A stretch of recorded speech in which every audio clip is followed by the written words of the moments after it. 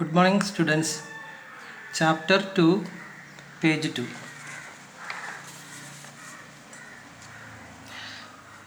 Question ഇതാണ്. What is the electric potential difference between 2 points A and B? രണ്ട് പോയിന്റുകളുണ്ട്, എയും ബിയും. സ്പേസിലുള്ള രണ്ട് പോയിന്റുകളാണ്.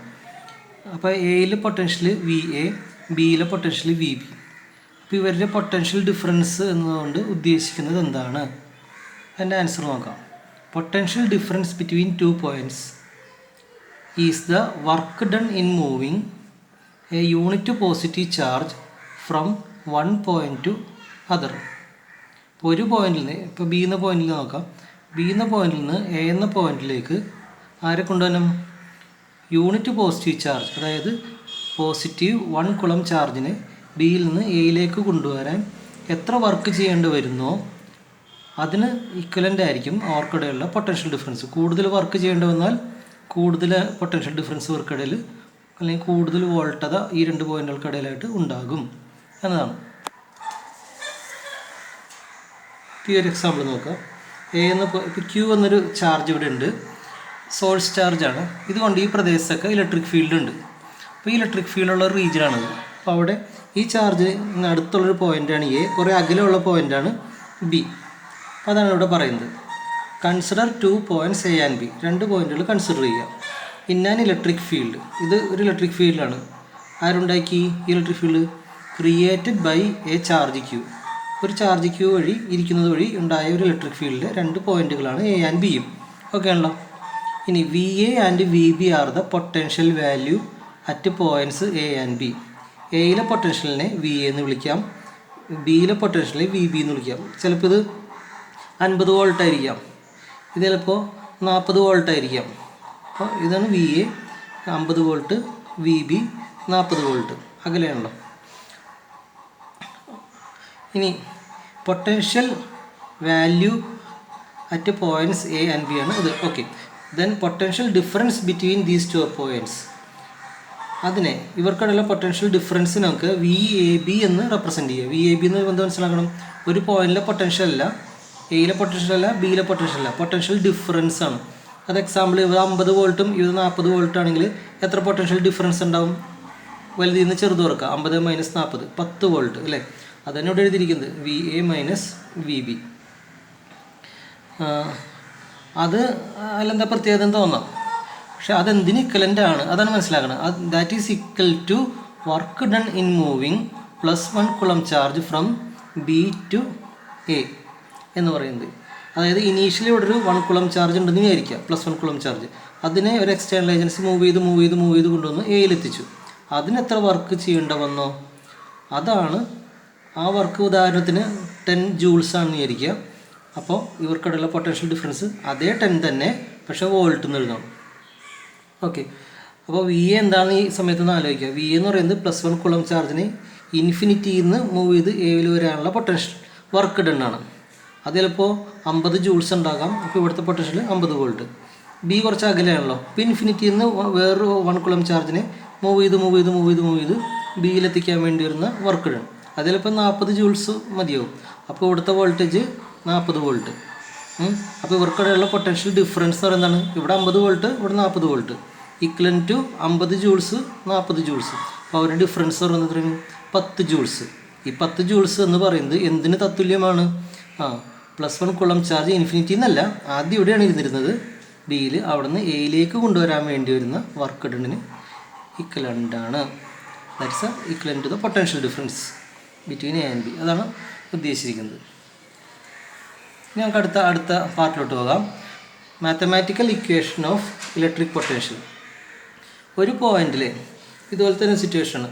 ഒരു പോയിന്റ് ചാർജ് വഴി ഏതെങ്കിലും ഒരു പോയിന്റിൽ, രണ്ടും വേണ്ട, ഒരു പോയിന്റിൽ പൊട്ടൻഷ്യൽ കണ്ടുപിടിക്കാനുള്ള ഒരു ഇക്വേഷൻ ഉണ്ടാക്കുക, അതാണ് ഉദ്ദേശിക്കുന്നത്. അപ്പോൾ അത് മനസ്സിലാക്കാനായിട്ട് നമ്മൾ ഇലക്ട്രിക് പൊട്ടൻഷ്യൽ എന്താണ്, ഒരു പോയിന്റിൽ ഇലക്ട്രിക് പൊട്ടൻഷ്യൽ എന്താണ് എന്ന ഡെഫിനിഷൻ ഒന്നുകൂടെ ഓർക്കുകയാണ്. എന്താണ് ഇലക്ട്രിക് പൊട്ടൻഷ്യൽ?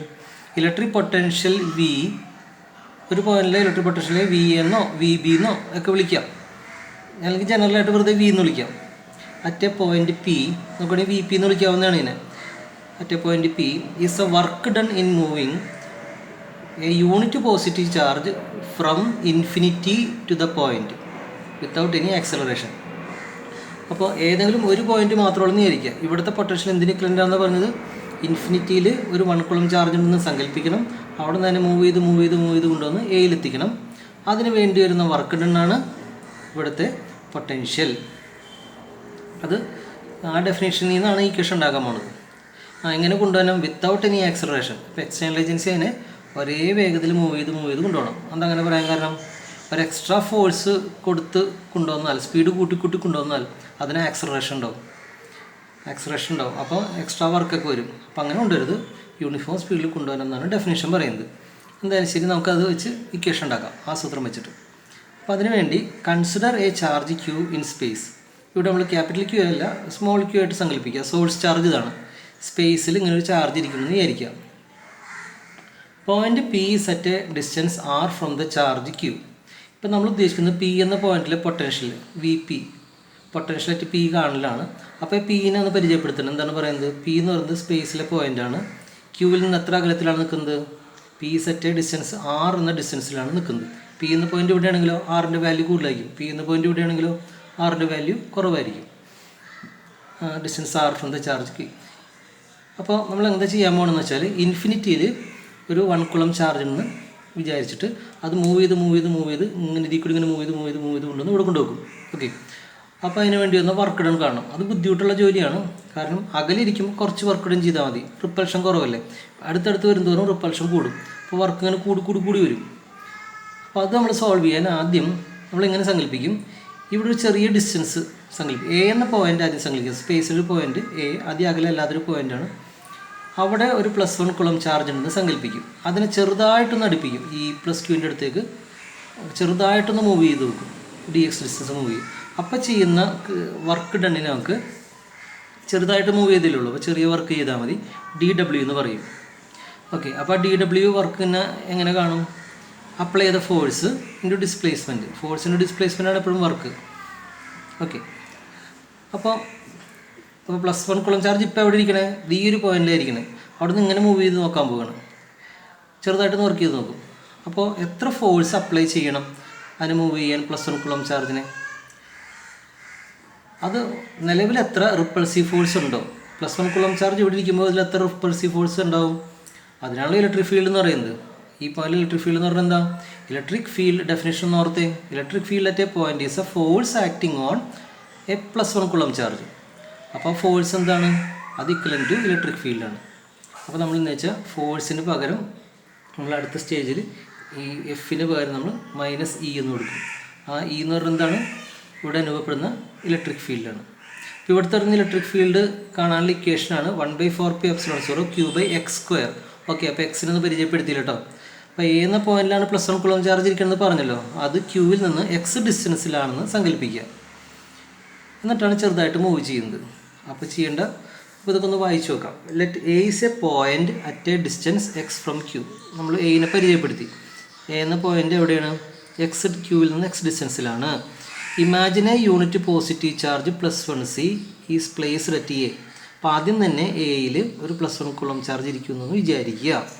അങ്ങനെയെങ്കിൽ force acting on +1 coulomb charge എന്ന് പറയുന്നത് ഈക്വൽ ടു E ആണ്. ഇവിടെ ഈ +1 കുളം ചാർജിൽ അനുഭവപ്പെടുന്ന ഈ ഡയറക്ഷനിലേക്കുള്ള force to the right, towards right force എന്ന് പറയുന്നത് പോസിറ്റീവ് റിപ്പിൽ ചെയ്യല്ലോ. അത് ഇങ്ങാടായിരിക്കും ഫോഴ്സ് എന്ന് പറയുന്നത് എന്തിന് ഇക്വലൻ്റാണ്? ഇവിടുത്തെ ഇലക്ട്രിക് ഫീൽഡിന് ഇക്വലൻ്റാണ്. ആ E ആണെങ്കിൽ അതിൻ്റെ വാല്യൂ എത്രയാണ്? 1/4πε0 Q/x². നമ്മൾ പഠിച്ചു കഴിഞ്ഞ ഇക്വേഷനാണ്. ഇനി നമ്മൾ പറയുന്നത് if this +1 coulomb charge is moved through A towards +Q charge through a small distance dx, then work required to do this is dw. ഇങ്ങനെ മൂവ് ചെയ്യാൻ വേണ്ടി വരുന്ന വർക്ക് ഡൺ dw ആണ്. dw എന്ന് വെച്ചാൽ ഫോഴ്സ് ആൻഡ് ഡിസ്പ്ലേസ്മെൻറ്റ്. ജനറലായിട്ട് പറഞ്ഞാൽ F/dx. പക്ഷേ ഇവിടെ എന്തുകൊണ്ട് മൈനസ് സൈൻ വന്നത്? കാരണം ഇതിനെ എക്സ്റ്റേണൽ ഏജൻസി ഇങ്ങോട്ടല്ല മൂവ് ചെയ്യുന്നത്. എന്നാൽ റിപ്പൾസീവ് ഫോഴ്സ് വിപരീത ദിശയിലല്ലേ. അതുകൊണ്ടാണ് ഈ -E എന്ന് കൊടുത്തത്. എഫിന് ഈക്വൽ ടു ഈ മാഗ്നിറ്റ്യൂഡ് മാത്രമേ ഈക്വൽ ആവുള്ളൂ. പക്ഷേ ഇവർ രണ്ടുപേരും ഡയറക്ഷൻ ഓപ്പോസിറ്റ് ആയതുകൊണ്ടാണ് -E/dx എന്ന് പറഞ്ഞിരിക്കുന്നത്. അതാണ് ഇവിടെ എഴുതിയിരിക്കുന്നത്. ഓപ്പോസിറ്റ് ഡയറക്ഷനിലായതുകൊണ്ടാണ് -E എന്ന് പറഞ്ഞിരിക്കുന്നത്. ഇതിൻ്റെ ബാക്കി അടുത്ത വീഡിയോയിൽ എടുക്കാം.